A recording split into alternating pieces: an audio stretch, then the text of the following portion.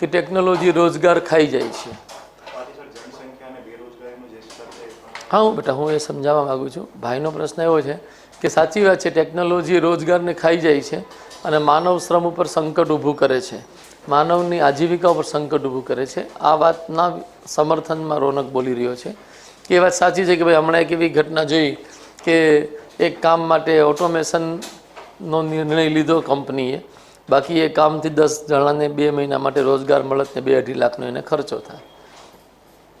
હવે હું એમાં મારી જે દ્રષ્ટિ છે, હું આવી રીતના વિચારું છું કે જો ટેકનોલોજી ના હોત તો પશુપાલન આધારિત અર્થતંત્ર કૃષિ આધારિત બનત નહીં, કૃષિ આધારિત અર્થતંત્ર ઉદ્યોગ આધારિત બનત નહીં, ઉદ્યોગ આધારિત અર્થતંત્ર જ્ઞાન આધારિત બનત નહીં.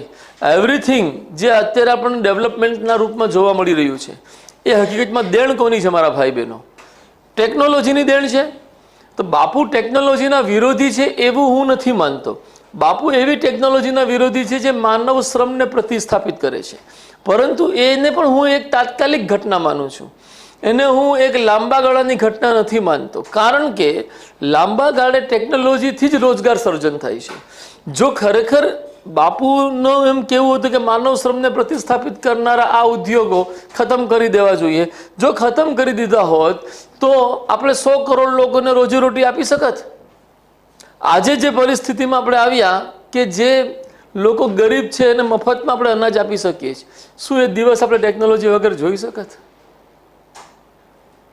રાઈટ? બાપુ જે સમય વિચાર રજૂ કરી રહ્યા છે, હું બાપુનો વિરોધી નથી, બટ હું મારો વિચાર રજૂ કરું છું. બાપુ જે સમય વિચાર રજૂ કરી રહ્યા છે ત્યારે દેશની વસ્તી 25 થી 30 કરોડ છે, આજે દેશની વસ્તી 140 કરોડ છે. ત્યારે ગરીબો વધુ હતા, આજે ઓછા છે. હા, બાપુના આધારે ચાલ્યા હોત તો કદાચ ઓર ગરીબી ઘટી હોત, પરંતુ એમાં ટેકનોલોજીકલ ડેવલપમેન્ટ ના થયું હોત તો આપણે વિશ્વ વ્યવસ્થાથી પછાત પણ રહી ગયા હોત ને. અહીંયા નહેરુ અને ગાંધી વચ્ચેનો અહીંયા 50ના દશકમાં વસ્તુ છે મારા છોકરાઓ કે 1950ના દશકમાં નહેરુ ચાહતા હતા ભારે ઉદ્યોગોનો વિકાસ થાય, ટેકનોલોજી આધારિત ઉદ્યોગોનો વિકાસ થાય, હે ને, અને કેપિટલ ઇન્ટેન્સિવ ઇન્ડસ્ટ્રીઝ ઉપર એમણે ધ્યાન આપ્યું. બીજી પંચવર્ષીય યોજનામાં આપણે જોઈએ છે બોકારો છે, ભિલાઈ છે, બીજી ત્રીજી પંચવર્ષીય યોજનામાં એને પ્રોત્સાહન આપ્યું.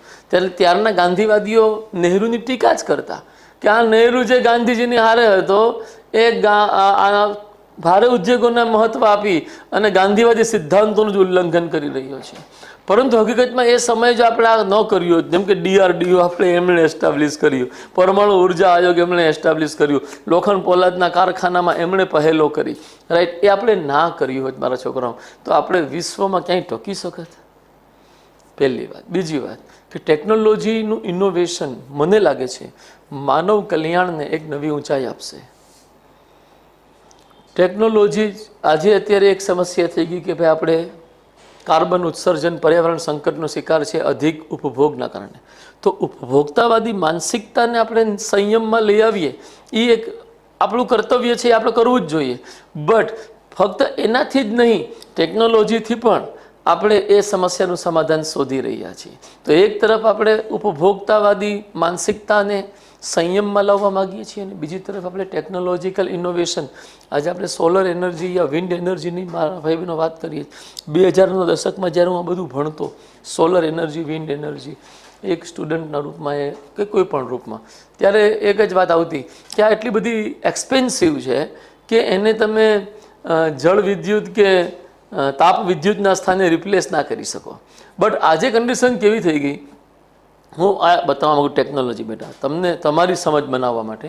આજે કન્ડિશન કેવી થઈ ગઈ કે જે રીતના આપણે બધા ઘરઘંટી વસાવી અને અનાજની ચક્કી ઉપર નિર્ભરતા ખતમ કરી ચૂક્યા છે, જે રીતે આપણે બધા પોતપોતાના વ્યક્તિગત મોબાઈલ ફોન વસાવી અને કમ્યુનિકેશન માટે અન્ય ઉપરની જરૂરિયાત ખતમ કરી ચૂક્યા છીએ, રાઈટ, એ જ રીતે મારા છોકરાઓ આજે સોલર રૂફટોપ આપણે વસાવી આપણે વીજળીની બાબતમાં આત્મનિર્ભર બની ગયા કે નહીં?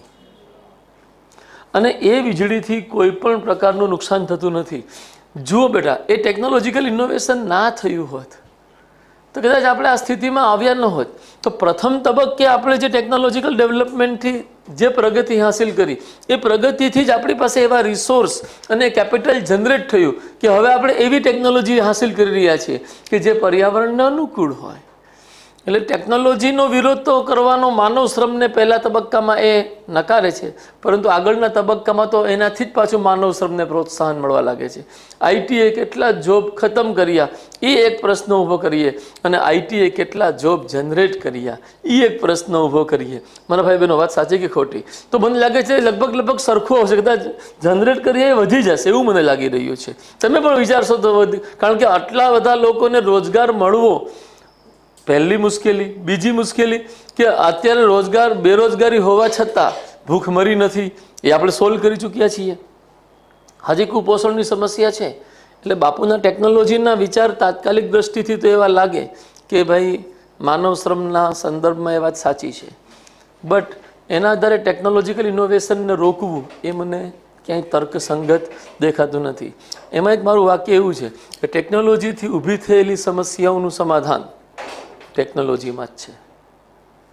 બાકી સમજાય છે મારું? આ ટેકનોલોજીથી ઊભી થયેલી સમસ્યાઓનું સમાધાન ટેકનોલોજીમાં જ છે. ઔદ્યોગિક ક્રાંતિની ટેકનોલોજીએ જે પર્યાવરણીય સમસ્યા ઊભી કરી એ પર્યાવરણીય સમસ્યાઓનું સમાધાન ટેકનોલોજીમાં જ સમાયેલું પડ્યું છે.